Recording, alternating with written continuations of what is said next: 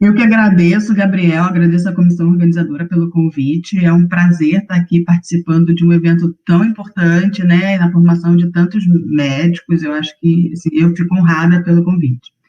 Então, eu vou dar uma sintetizada, porque assim, o tema é muito amplo. Então, por exemplo, não vou falar das semiologias generalizadas, enfim, eu vou focar em algumas áreas que são bastante importantes, tá bom? A minha declaração de conflito de interesse. E antes da gente começar a falar da semiologia, a gente precisa entender o que é crise epilética, né? Então, o que seria a crise epilética? Seriam, então, sinais e sintomas transitórios de alguma anormalidade de funcionamento elétrico cortical. Então, isso acontece por conta de uma atividade neuronal sincrônica ou uma hiperexcitabilidade do encéfalo, levando a um desequilíbrio entre excitação e inibição, onde você tem ou pouca inibição ou muita excitação. E a epilepsia seria, então, por exemplo, de duas crises não provocadas ocorrendo no intervalo maior do que 24 horas, então acho que é importante a gente frisar que essas crises têm que ser crises não provocadas, né, crises provocadas como TCE agudo, crise febril, distúrbio hidroeletrolítico, a gente não considera como crise, nessa consideração em relação a ser epilepsias, são crises agudas, tá? Então são crises não provocadas, ou uma crise não provocada e a probabilidade de recorrência de pelo menos 60%, que a gente vai identificar através, então, de exames complementares, de tomografia, ressonância, eletroencefalograma, ou um diagnóstico de uma síndrome epilética, como a epilepsia mioclônica juvenil, epilepsia ausência infantil. Então, agora que a gente já entendeu e já identificou quais seriam os pacientes com diagnósticos de epilepsia, a gente precisa entender onde classificar esses pacientes, né?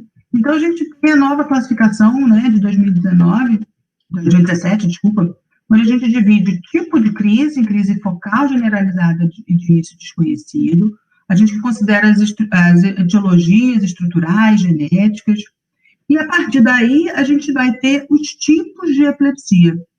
Então, epilepsia focal, epilepsia generalizada, né? Epilepsia focal e generalizado combinado, isso é uma novidade nessa classificação, onde você consegue combinar síndromes onde você tem crises focais e generalizadas, por exemplo, síndrome de Dravet, síndrome de Lennox-Gastaut, e as de início desconhecido, né? E a gente depois pode classificar em síndromes epiléticas.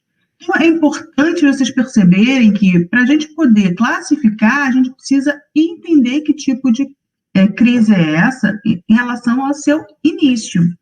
Então, como é que a gente vai saber que em relação ao seu início, quais são as dicas, né, para isso? Primeiro, a gente tem as epilepsias generalizadas. As epilepsias generalizadas seriam aquelas que se originam em algum ponto da rede com um envolvimento sincrônico, rapidamente envolvido, né, bilateralmente, então você não consegue identificar realmente se existe esse ponto. E as crises focais, onde você consegue identificar claramente onde essa crise começa, e então ela vai se originar então, de redes neurais limitadas a um hemisfério, podendo ter envolvimento contralateral, podendo ter envolvimento de áreas próximas. Então, quais são as dicas? Como que eu vou entender assim, olha só, eu acho que essa epilepsia é uma epilepsia focal e eu acho que ela começa na região temporal. As dicas são do ponto de vista da semiologia da crise. Quando é uma epilepsia generalizada, por exemplo, a gente tem semiologias específicas, né? Por exemplo, crises tônico-clônicas generalizadas, crises de ausências, crises mioclônicas. E quando a gente tem epilepsias focais, as crises focais, elas podem começar na região temporal, na região frontal, na região occipital, e cada região, a gente sabe, tem uma característica própria, tem uma função própria. E aí a gente vai entender que essas crises, com essa função, essa região, com essa função própria, ela vai dar sintomas semiológicos daquela região. E aí, por isso, a gente consegue identificar que a crise é focal e que ela começa, por exemplo, na região frontal. E aqui eu vou discorrer sobre as crises focais, né, principalmente as crises do lobo temporal e do lobo frontal, tá? Por conta da questão do tempo. Mas a gente também ainda tem as epilepsias insulares, os sintomas insulares, occipitais, parietais, tá bom? Então, quais seriam, em relação ao lobo temporal, os principais achados semiológicos que a gente vai chegar e falar assim, olha só, essa crise tem cara de crise do lobo temporal, sem precisar de eletro, né? Só pela clínica, só pela descrição. Uma coisa importante a gente colocar é que na semiologia da epilepsia, às vezes o paciente sozinho ele não consegue identificar exatamente o que acontece.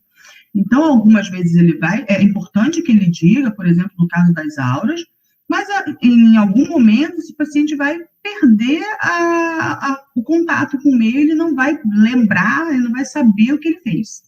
Então, é fundamental na anamnese ter uma pessoa que tenha testemunhado a crise, porque ela vai poder dizer, olha, durante a crise ele fez isso, fez aquilo outro, né? E às vezes o próprio paciente vai dizer, não me lembro, perdi a consciência, caí, quando eu vi já estava assim, já estava assado, né? Então, ter uma testemunha é fundamental no caso da epilepsia. Em relação ao lobo temporal, então a gente vai ter as auras, as alterações de consciência, então a gente tem a divisão das crises focais em perceptivas e desperceptivas, né? A perceptiva é quando não há perda do contato, né, com o meio, e as desperceptivas é quando você tem uma ruptura mesmo dessa percepção do meio, e nas crises do lobo temporal, a maioria delas a gente percebe essa alteração de consciência, de percepção do meio. Os automatismos. Os automatismos na epilepsia temporal são automatismos mais distais, de mão, de boca, né? E a gente vai ver mais para frente. O que seria a aura? A aura é o começo da crise, na verdade. A gente nem chamaria mais de aura, é uma crise de início focal perceptível, onde o paciente percebe aquela sensação, né? E a aura, na epilepsia temporal, ela dura 1 a 2 minutos antes da alteração de consciência. Ela é o início da crise, então,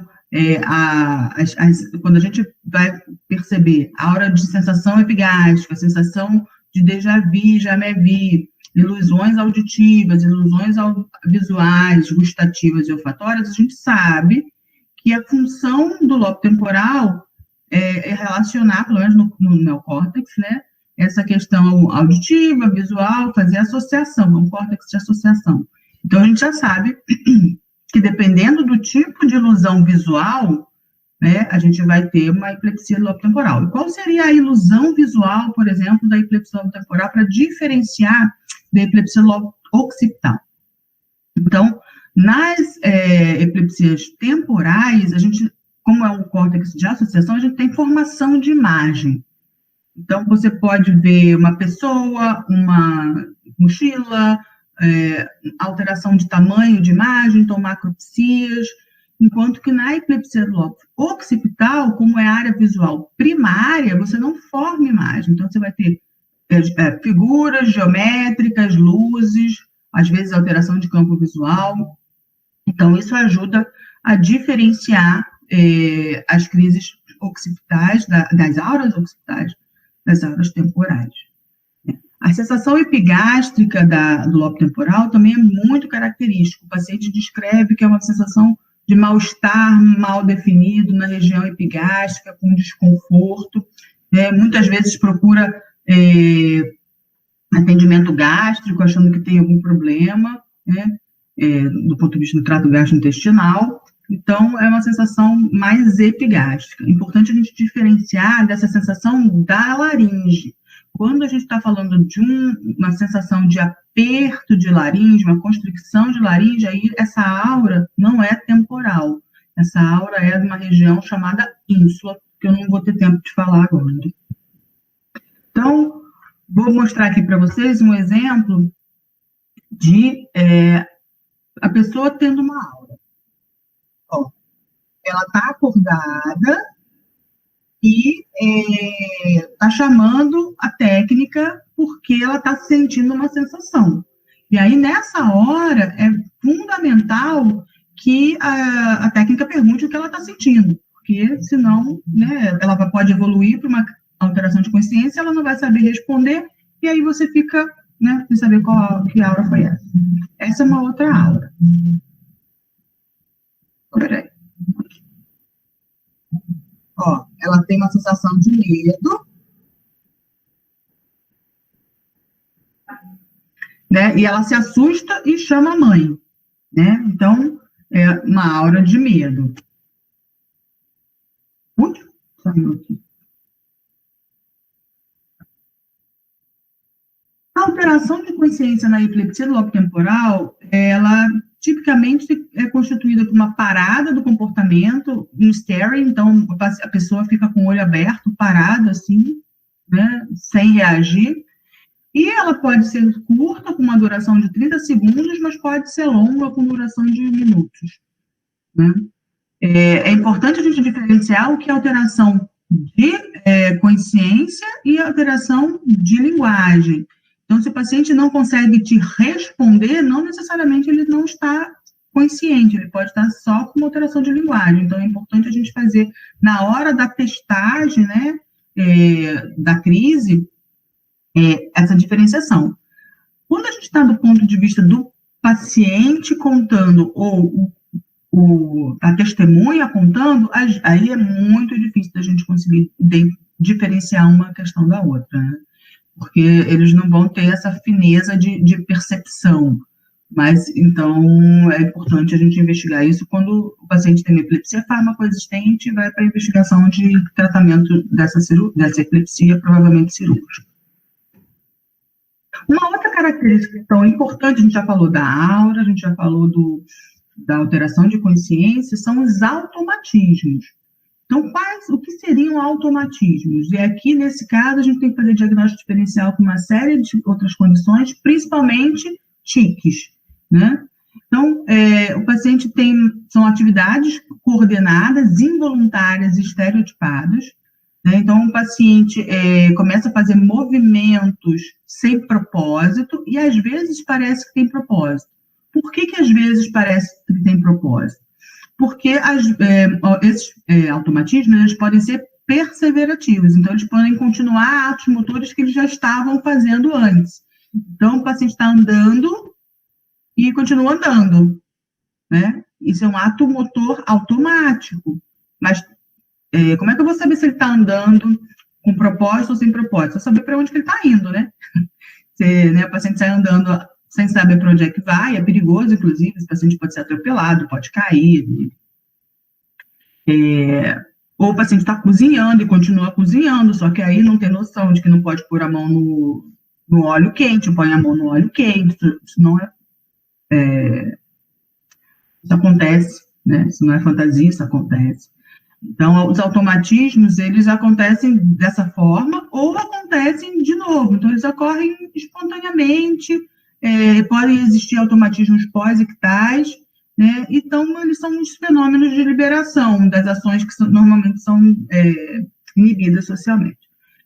Então, no lobo temporal, quais são os principais automatismos que a gente vê? Automatismos orais, então o paciente fica como se estivesse mastigando, né? O automatismo manual, o paciente fica mexendo com a mão, mexe na roupa, né? Esses são automatismos bastante comuns na epilepsia lobo temporal. Os menos comuns, mas também importantes, são os de vocalização, então fala ictal, né? Então o paciente fala sempre a mesma frase, ou fala, chama por alguém, né? Então a vocalização é importante. E eles vão acontecer, ao automatismo, de uma forma geral, em 2/3 das crises temporais mesiais. Então, ajuda bastante a gente a classificar e identificar o início ictal. Então, aqui um exemplo de um automatismo manual. Ó, ela está fazendo um movimento com a boca e esse movimento com a mão.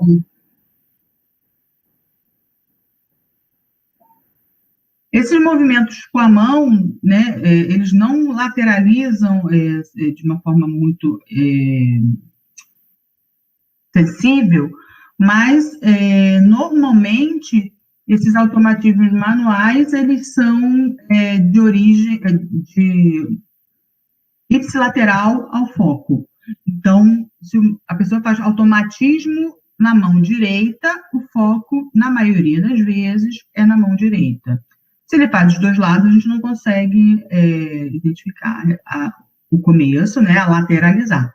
Então, quando a gente vai falar de epilepsia lobo-temporal, a gente vai falar da região, então, lobo temporal, aí a gente vai pegar lobo temporal mesial, né, as estruturas amígdala e hipocampo, ou são estruturas neocorticais, então, os córtex de associação visual, auditivo, né? Então, ou às vezes você pode ter mesolateral, e aí você tem uma epilepsia que envolve a parte mesial e lateral do lobo temporal. Então, além disso, a gente vai poder dizer é lado direito ou lado esquerdo, né? Dependendo de algumas dicas também do ponto de vista semiológico. Então, se o automatismo é ipsilateral, a gente vai prestar atenção em que lugar, em que membro está esse automatismo. Se o paciente tem alteração de linguagem durante a crise, ele tem uma afasia, então ele vai estar falando, a gente está falando do hemisfério dominante, na maioria das vezes, é a esquerda, né? Esse é um outro automatismo também não tão frequente, mas descrito na epilepsia temporal. Percebe que ele já está fazendo o automatismo com a mão direita, né? E depois ele faz um automatismo de sinal da cruz. Esse automatismo de sinal da cruz é um automatismo descrito também pelo lobo temporal, e ele é caracterizado, então, como um automatismo aprendido, né? A pessoa já aprendeu a fazer esse movimento e acaba evoluindo durante o automatismo, durante a crise com esse tipo de automatismo. Aqui é um exemplo de alteração de linguagem. Então, vamos prestar atenção de como ela vai estar falando. Volta. Vamos prestar atenção, a técnica está perguntando e como ela reage a essas perguntas. Então, está mostrando para ela identificar.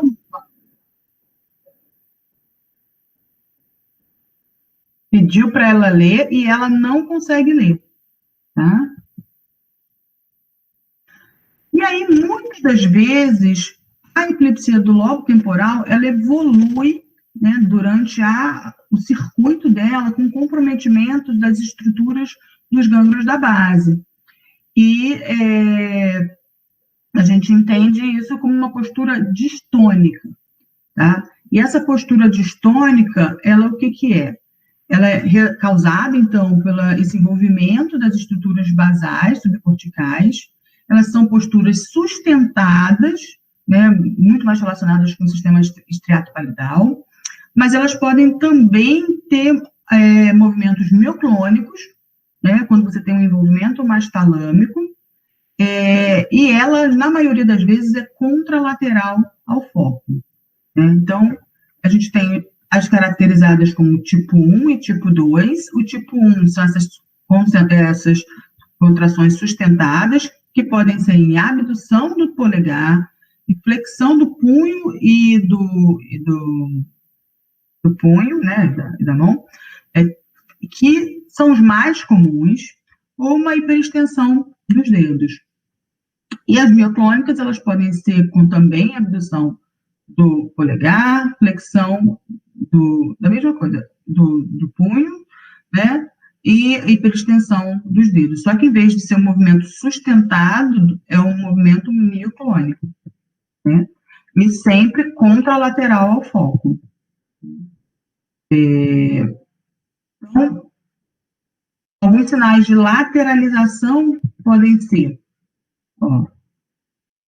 automatismo, como eu falei, ipsilateral. Tem o nose wiping, que é um automatismo de coçar o nariz, também contralateral, ipsilateral, né? Uma aversão que eu vou mostrar para vocês agora, contralateral, né? Diferente do desvio, né? Aversão e desvio são coisas diferentes, né? E as posturas distônicas, então, também são contralaterais. Esse aqui é um exemplo de um desvio cefálico. A pessoa vai virando a cabeça e fica com o desvio ocular e cefálico, né, forçado. Você percebe que não é uma posição natural, né? Tem uma hiperextensão desse pescoço e esse desvio. É claro que o desvio ocular eu não pude mostrar aqui como para poder preservar aqui o anonimato da paciente, então eu não pude mostrar os olhos. Então, em relação ao lobo temporal é isso. Então, principalmente, automatismos, ruptura de contato e aura. Automatismos ipsilaterais, mas eles podem evoluir, então, com posturas distônicas e versão cefálica. E do lobo frontal? O lobo frontal é, segundo o Jackson, um lobo mais complexo e o menos organizado. E isso faz com que, do ponto de vista semiológico, a gente tenha algumas dificuldades, né? Então, os sintomas eles podem ser sutis, complexos e de rápida propagação. Às vezes é tão rápida a propagação que a gente só percebe, o paciente só percebe a crise tônico-clônica bilateral, né? Não percebe o início focal da crise. Ela tem múltiplos padrões de propagação, muito confundido com crise não epilética psicogênica e distúrbio do sono, porque muitas das vezes as crises frontais elas acontecem no sono. O eletroencefalograma de scalp, ele não consegue pegar todas as regiões frontais, porque a gente tem regiões mais profundas, mais mesiais, mais basais, onde o eletrodo tem uma baixa captação, né, por conta da região, onde tem limitação de elétron.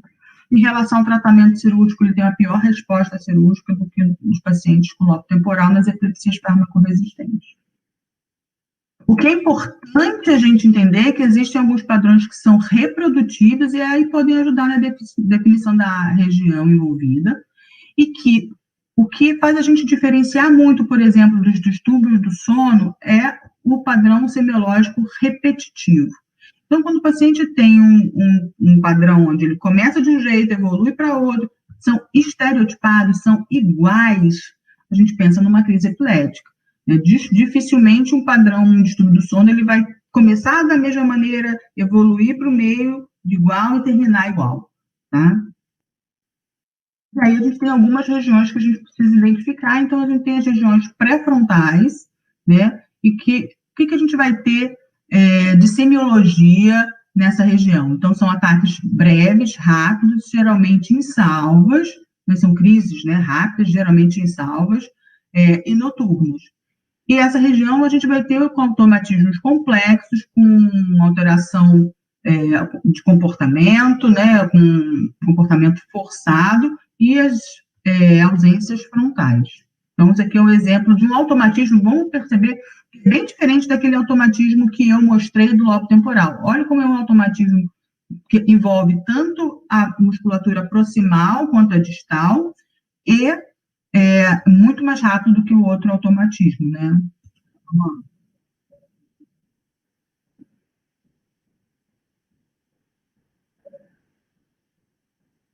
Então, esse tipo de automatismo é muito diferente daquele automatismo do temporal, que é mais lento, mais demorado, mais de porções distais. Esse ela flexionou o braço, foi mais rápido, né, e mais curto.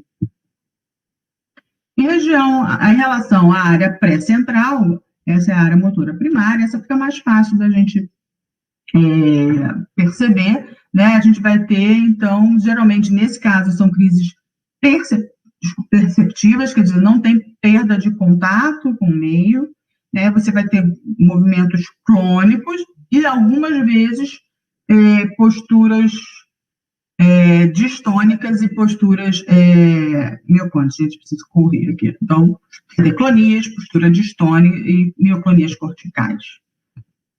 Então, esse é um exemplo de uma postura clônica.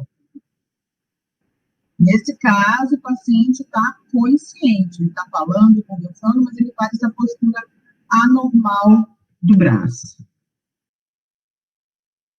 Então, lembrar novamente, então, área 4, clonias, algumas posturas tônicas e mioclonias corticais. A área 6, que é a área motora suplementar, né?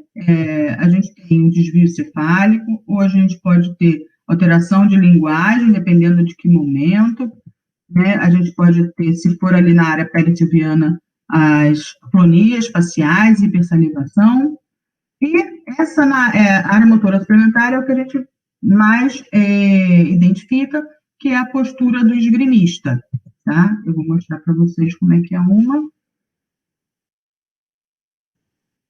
Ó, o paciente faz uma postura tônica assimétrica.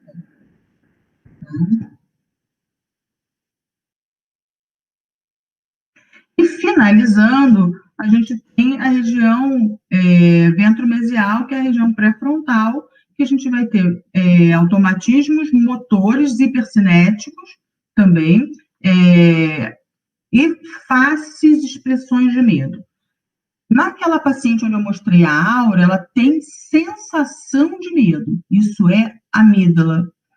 Na região frontal mesial, a gente vai ter face de medo, mas ele não tem a sensação de medo, tá? Então, aqui é um exemplo de um automatismo hipercinético. Então, a paciente acorda, uma crise frontal, na maioria das vezes noturna, e ela faz um movimento de ruptura, né, de se virar na cama, e movimentos amplos, realmente rápidos, bruscos, que acabam sendo assusta, né? E são muito confundidos com crise não epilética psicogênica, porque quem está do lado não vai, né, não tem esse conhecimento, acha que crise epilética é convulsão, e na verdade não é, né? Então, uma pessoa se movimentar rapidamente, de uma forma tão abrupta, né, assusta, então confunde com crise não epilética psicogênica e também pode confundir, então, com as parassonias e distúrbios do sono. E para terminar, então, aquela expressão, que é uma expressão que foi descrita, que é essa expressão facial, né, que foi descrita como o chapéu do policial francês, o chapeau de gendarme, que é localizado, né, nessa região frontal, né? Então, ele faz essa face de chapéu de policial, né, francês antigo, né, que é esse chapéuzinho, né? E, se vocês olharem aqui a face dele, ele parece realmente que esse chapéuzinho. Então, isso é uma das pérolas da semiologia frontal, né? Então, se a gente identifica essa face, a gente já imagina que essa epilepsia é de origem frontal. Então, por conta do tempo, eu não pude entrar em semiologias mais profundas de outros tipos de crise, né? Mas eu espero que com essas dicas vocês consigam identificar pelo menos as epilepsias temporais e as epilepsias frontais. Então, só para agradecer a minha equipe que trabalha comigo e que me ajuda, né, a lidar com tantos pacientes. Obrigada.